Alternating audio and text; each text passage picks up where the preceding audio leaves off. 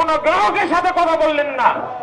রাতের আঘাতে আপনি জনগণের পকেট কাটার ব্যবস্থা করলেন। আপনি বাসায় যে 500 টাকা লাইন চালান, সেটা যদি আমি 800 টাকা করে দিই, তখন কি আপনি আরো সার্ভিসটা নিতে ইচ্ছুক থাকবেন? আপনি যদি প্রত্যেকটা লেয়ার অনুযায়ী ব্যাট হিসাব করেন, তাহলে সেটা দাঁড়ায় প্রায় 80%। আমরা চাই আমাদের ন্যায্য অধিকার, আমাদের ইন্টারনেট মৌলিক অধিকার আমাদের প্রতিষ্ঠা করতে। তো আমরা অত্যন্ত ভুক্তভোগী।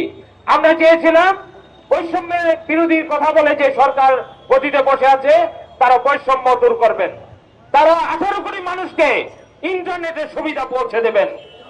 আমাদের খালিদ স্যার বললেন যে মাইক্রো ক্রেডিটিং এর জনক উনি নাকি এখন নতুন করে বৈষম্য তৈরি করছেন।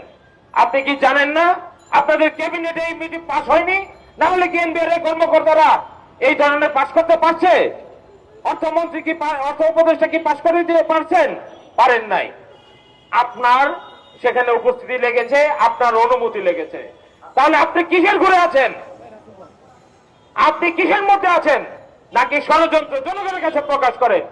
আপনি কোন স্টেক হোল্ডারের সাথে কথা বললেন না, আপনি কোন ইন্ডাস্ট্রি কারোর সাথে কথা বললেন না, কোন গ্রাহকের সাথে কথা বললেন না। রাতের আঘাতে আপনি জনগণের পকেট কাটার ব্যবস্থা করলেন। 9 তারিখে রাতে একটা প্রজ্ঞাপন জারি করলেন। কাকে নিয়ে করেছেন? কার স্বার্থে করেছেন? সংবিধান বলে আপনি যদি ক্ষমতায় থাকেন, সংবিধানে বলা আছে রাষ্ট্রের মালিক জনগণ, আপনারা না। সরকার রাষ্ট্রের মালিক না, সরকার একটি দায়িত্বপ্রাপ্ত মাত্র প্রতিষ্ঠান। আমরা এর প্রতিবাদ করেছি, প্রতিরোধ করেছি।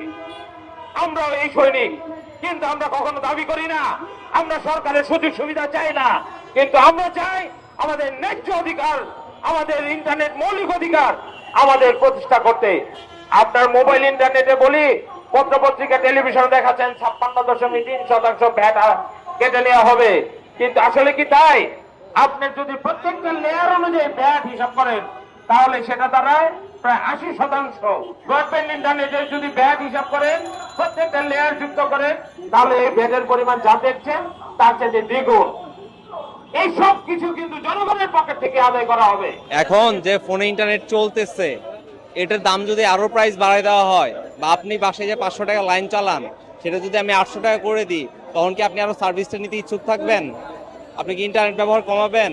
যারা ফ্রিল্যান্সার আছে, যারা হটস্পট ইউজ করে চালায়, আর যারা ইন্টারনেট ইউজ করে, তাদের ক্ষেত্রে কি হবে? তারা যদি পুরো টাকাটা ইন্টারনেটের পিছনেই ঢালে, ডিভাইস কিনতে যদি ডিভাইসের দাম বাড়ায় দেয়, তাহলে তারা কিভাবে কাজ করবে? এটা হচ্ছে মেন প্রবলেম। এর জন্য হইতেছে আজকের আন্দোলনটা। এখন তো দেশের অনেক ঘাটতি আছে।